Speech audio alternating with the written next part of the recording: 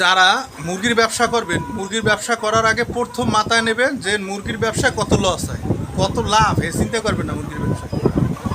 তার কারণ হচ্ছে আমরা লাভের দিকটা সবসময় ভাবি, লসের দিকটা কখনোই ভাবি না।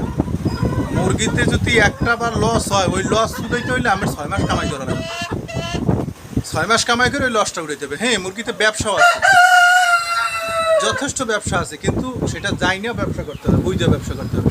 ওষুধটা কেন তাই আপনার ধরেন একটা মুরগি আমার এখন কী রোগটা আক্রান্ত হইতে আছে এটা আমার জানতে হবে, এবং সেই মেডিসিনটা দেবে নয় ভালো হবে।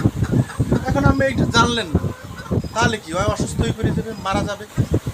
মারা যাইলে কি অর্থনৈতিকভাবে আপনারই লস, আর মুরগি পালার মন আপনার থাকবে না। তাই জানতে হবে কি কি জিনিসগুলো আপনার জানতে হবে। 1 নম্বরে মাথায় আপনার রাখতে হবে, এই মুরগির যেই রোগটা বেশি হয় সেটা হচ্ছে ঠান্ডা। তারপর হয় যে আপনার কক্সিকুইন্স একটা রোগ হয়। তারপর হয় যে আপনার এই মুরগিগুনার বাথরুমের যে সমস্যাটা, যেমন আজকে দেখছেন সকালে ভালো বাথরুম, কালকে দেখলেন খারাপ।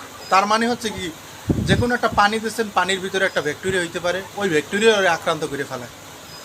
তাই আপনার এই জিনিসগুলো জানতে হবে, মাথার ভিতরে ব্যাপক নিতে হবে, নিজে রিসার্চ করবেন, তারপর আপনি ব্যবসা করবেন।